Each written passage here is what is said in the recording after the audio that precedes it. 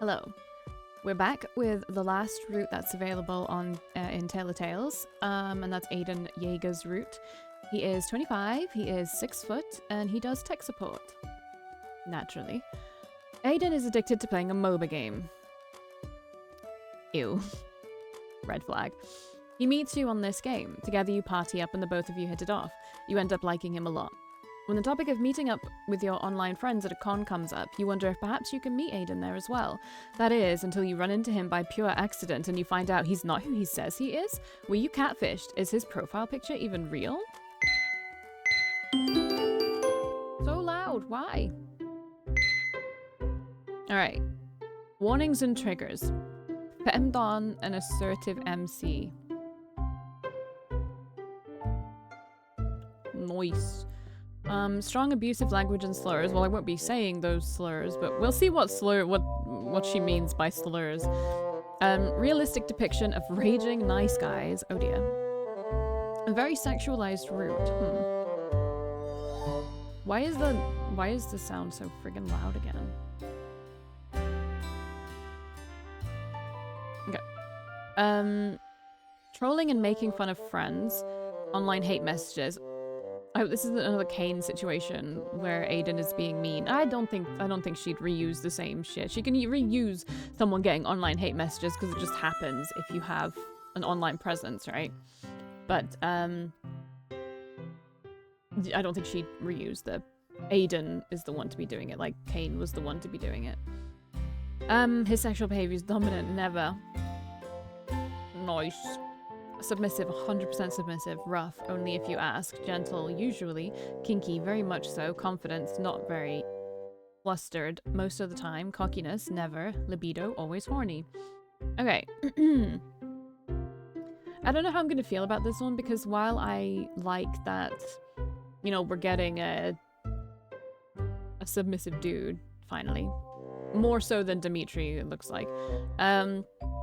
I don't know if I like the very sexualized route. It means I'm gonna have to cut a lot out. And, that doesn't bode well for the overarching story that is usually in one of these routes. You know what I mean? I have to see. Alright, I'm gonna click this. But I'm gonna do it on the pause screen. Didn't love that. Alright.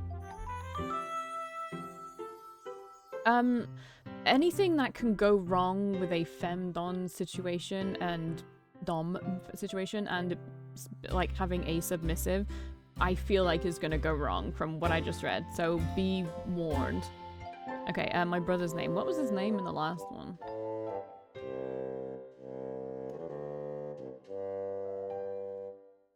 Is that how you spell that?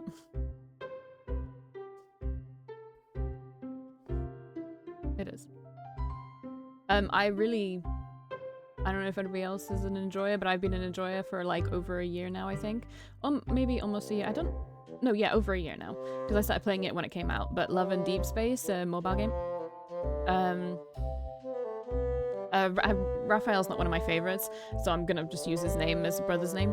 I do like him, but he's not one of my favorites. But if anybody else plays it, I would really love to talk about it. Oh yeah. Yes, Raphael. Valkii! My mother calls out to me. Oh, why is she at my school? I shuffle into her view. Have you seen Raphael anywhere? He went to the little boy's room but hasn't returned. Go fetch him. I think he might be hiding in there. Why do I have to do it? I whine.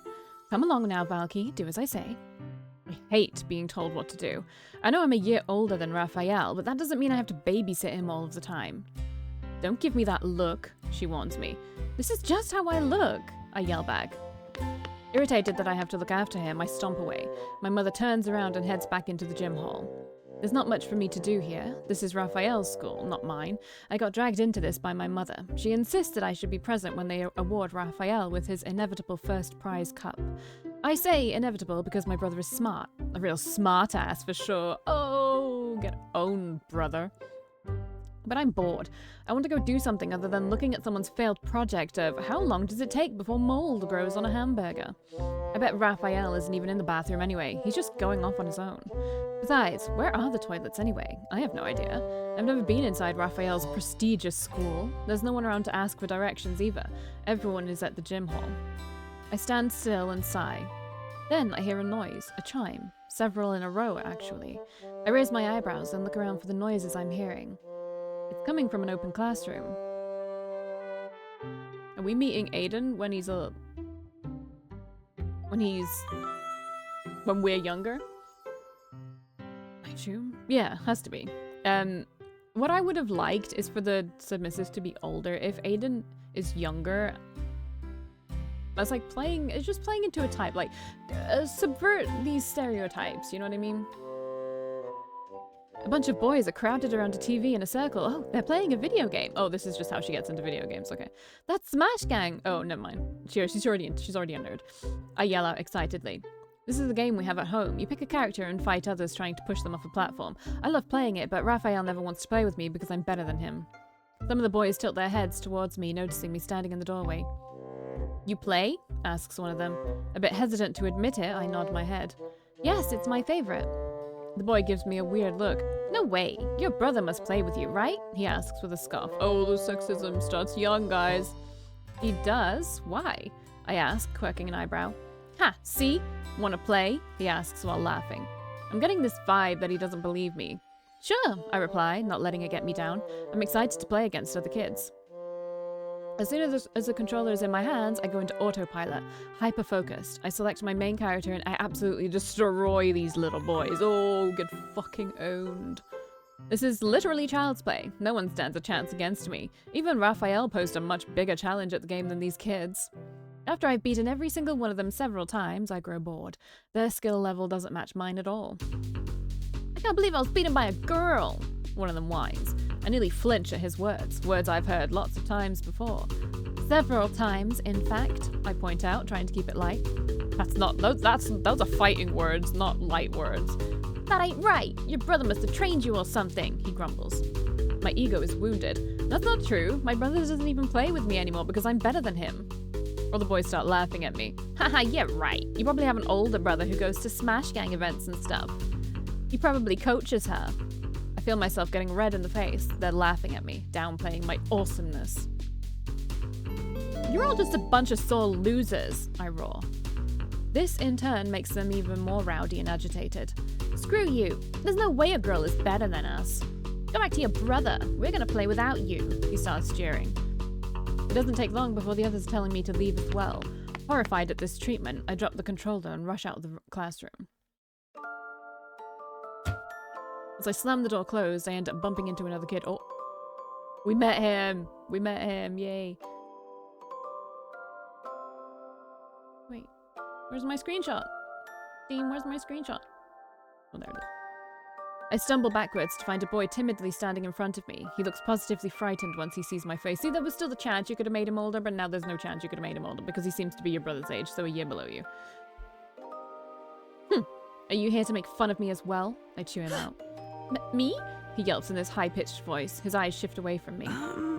No. Get out of my way. The boy turns to his side, creating enough space for me to leave. It's time I find Raphael anyway. Just as I brush past him, he mumbles something under his breath. You looked really cool. My steps falter. Did I hear that right? I throw my head back at him. What did you say? He suddenly stutters, looking panicked. He presses the tips of his fingers together in a nervous gesture. Just that you were cool and stuff. You were watching. I didn't see him in the room before. He nods briefly. How come you didn't join us then? He brushes his hair behind his ear, eyes focused on the floor. I don't know. Seems like he is the type of boy to be scared of joining a group. Not that I blame him. Those other kids were awful. I'm still mad about that. I think you were the best, he suddenly exclaims. Huh? The sudden compliment catches me off guard.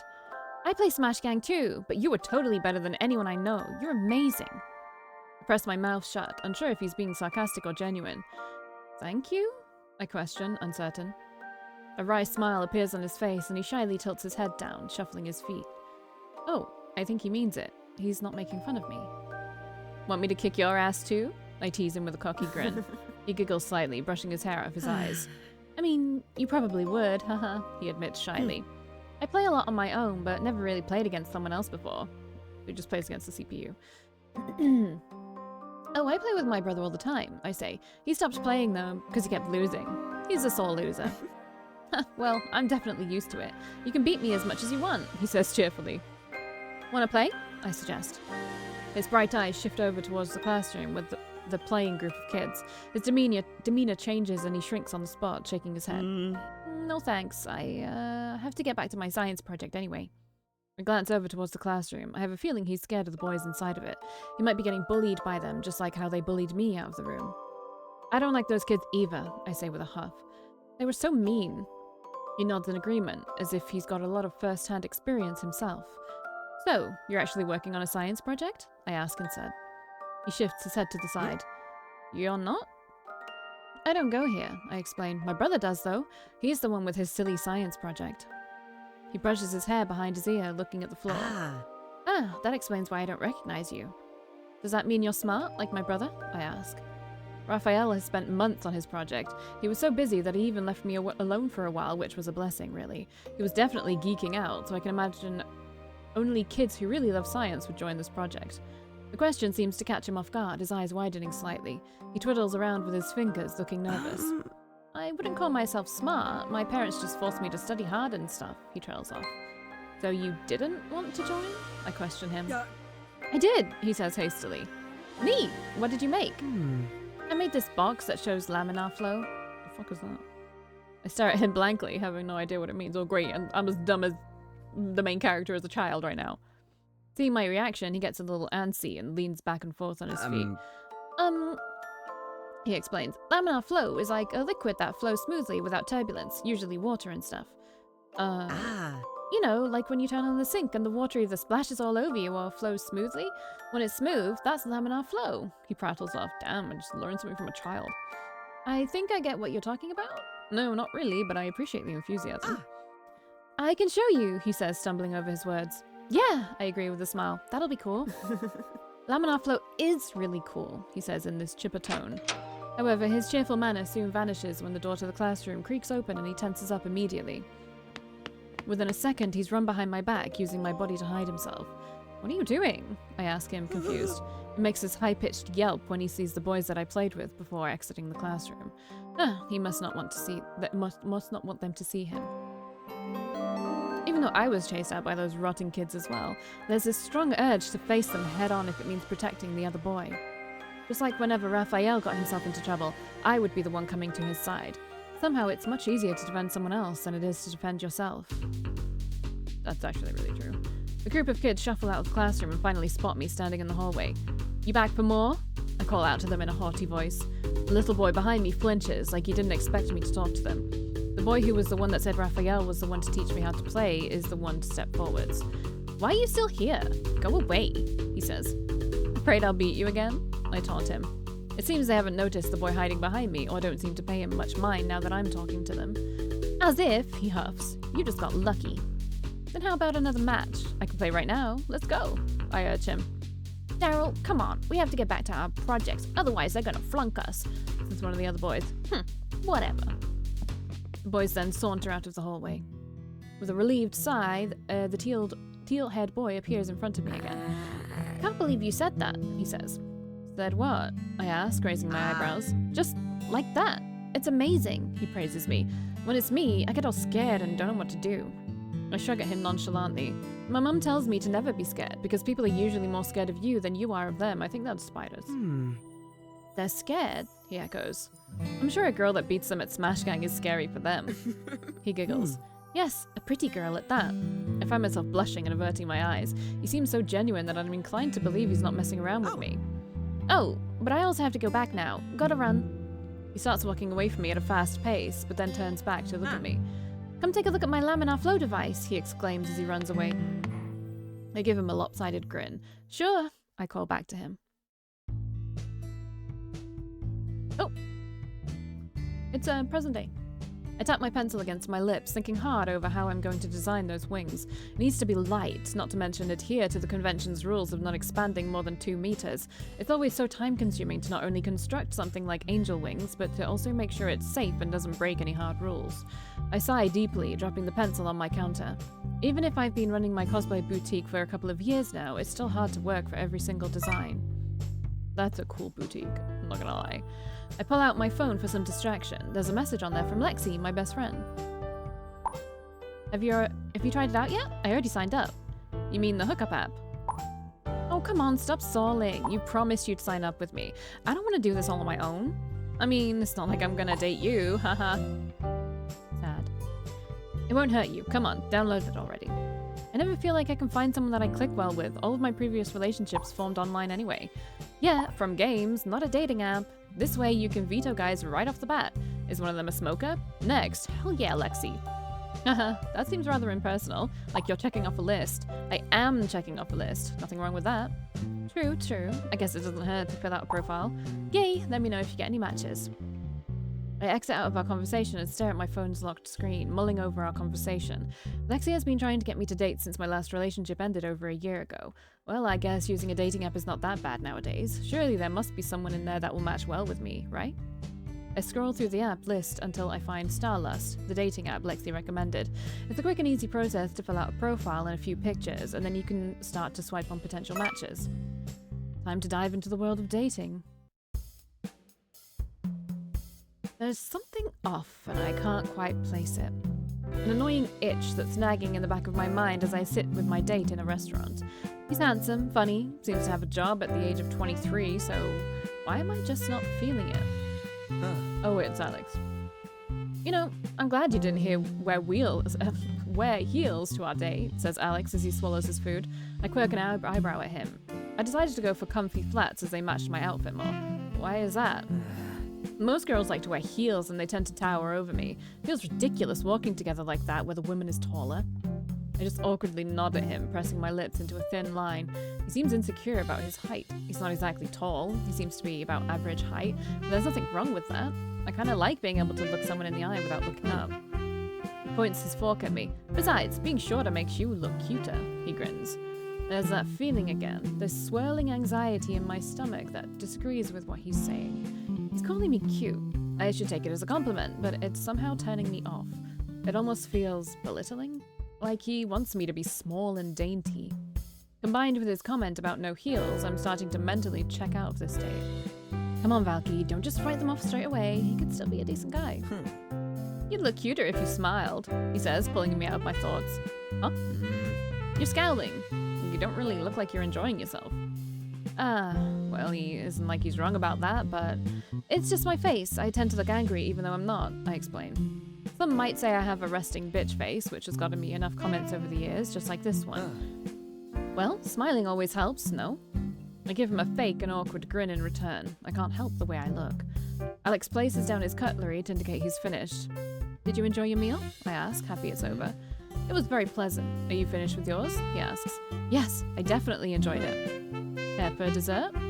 I shake my head. Actually, no, I'm really stuffed. I still want to be able to walk home tonight. Alright, I guess we're finished here. A waitress walks by and I flag her down. Check, please, I tell her. Alex crosses his arms over his chest and sits up straight in his chair. The waitress's eyes immediately go towards Alex as she arrives at our table. I was the one that flagged her down. Why is she not looking at me? Did you enjoy your meal? She asks politely. Yes, it was really nice, I answer. Alex is about to pull out his wallet, but I'm faster. It's on me, I say with a smile. Yeah, you can't, feel entitled to anything if I pay for the meal. Get owned. Alex chuckles, thinking I'm joking. That's alright, it's a man's responsibility to pay for the meal. No, I mean it. I asked you out, so it's on me. There's a blank expression on his face. The waitress turns to me. That'll be $67.50 in total. I take out my card and slip it through the card reader. The machine beeps and the payment is completed. Thank you very much. Have a nice night, the waitress says cheerfully. When she disappears, Alex's behavior has completely changed. He's glaring by now. What's wrong? Did you want dessert after all? I ask. Alex shakes his head and gets up from his seat. No, I think we're done here. I quickly get up from the table as well, as I agree completely. Well, it's been nice meeting you, I say politely, even though it's a lie. Yeah, later. he mumbles and walks off without waiting for me. I take in a deep breath and leave the restaurant as well. At least we both seem to agree that this is not going to go further than a first date. I just can't seem to do well with the kind of guy who wants me to be cheerful and cute and insists on providing for me. It doesn't feel right to me. It's like completely fucking fair. Perhaps my second date will go better. Just a cup of coffee at a small cafe. Super casual. A buff young man sits in front of me. I really liked your pictures, says Thomas. Isn't this a bad guy? In one of the routes? Kane's route, possibly? I smile at him. Oh? Which ones? The one where you're dressed up as some kind of slutty Viking woman. Alarm bells ring in my mind. Slutty? Okay, relax, Valkii. Can't write him off just... I would write him off. What the fuck? Some guys just use very vulgar words. If you keep vetting off people who don't use the right words, then there won't be anyone left to date. I'm actually cosplaying someone from a game called Legendary Arena. She's a character in there, I explain. Huh? Oops, no, I wanted to read it. The compendium. Oh, I can't do it. Can I go back up? No. You play games? He asks, surprised. Yeah, it was in my profile. I'm starting to believe he didn't read it. To be fair, we didn't match much before either. We set up the date quite quick. Oh. Dope, is his simple response. The scale of his attractiveness just plummeted into single digits. Yikes. After my first date, I thought maybe I should try and date someone a little less pretentious, one who wouldn't be offended because I offered to pay for the bill. Thomas indicated he's totally okay with me paying for the date, hence why I went forth with it. So, Thomas, what do you do for a living? I decide to ask. I didn't mention anything in his profile. I don't work, he replies. Oh, I'm sorry. You're in college still? He stares at his fingernails. Nope, dropped out a couple of years ago. Scratch single digits, it's in the negatives by now. No wonder his profile didn't mention anything about work or college. He has absolutely no education. Then he leans across the table. How about we ditch this joint and go back to my place? You can dress up in that slutty outfit of yours. Legit, I think one of my veins in my forehead popped. Okay, first off, that's not just some slutty outfit. It's a cosplay of a video game character. I've taken a deep breath. And second of all, what makes you think I'll go back to your place? Relax, sweet cakes. I know you want me too. Why else send all the flirty messages and post the half-naked pictures? Just because I flirt doesn't mean I'm gonna have sex with you, I say, point blank.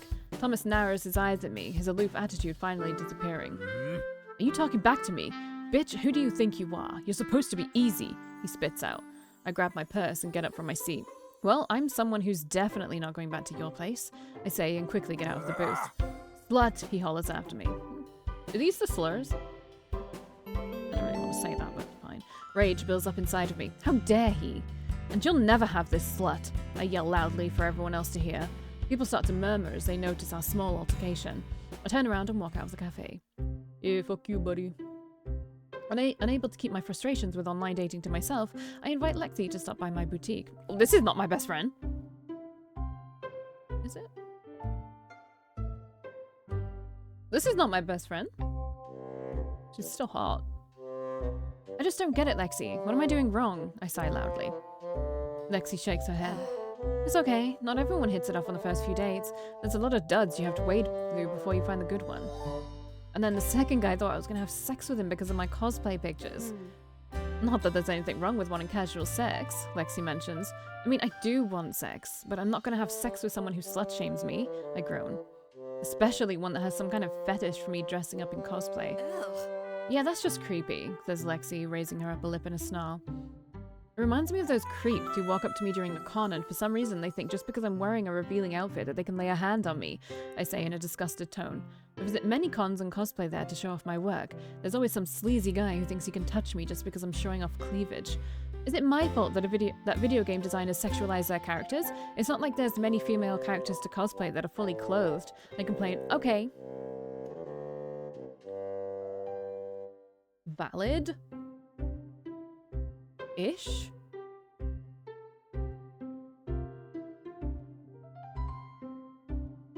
I guess in this world there's not many female characters that are clothed.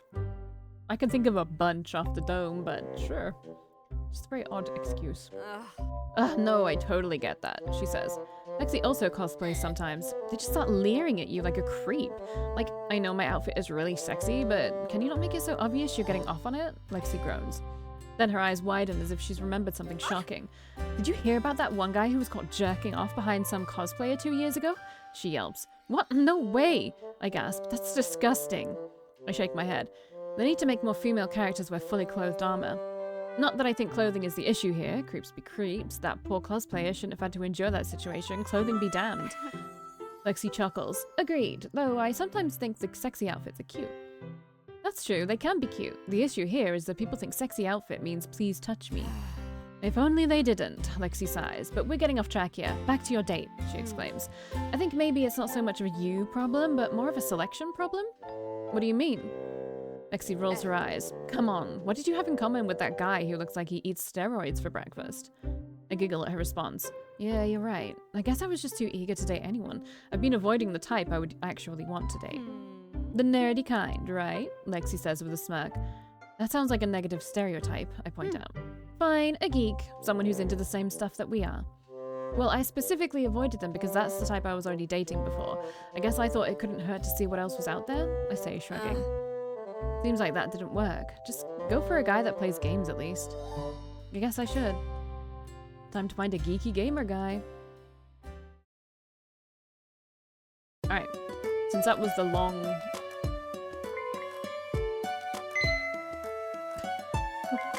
Where's the setting sound?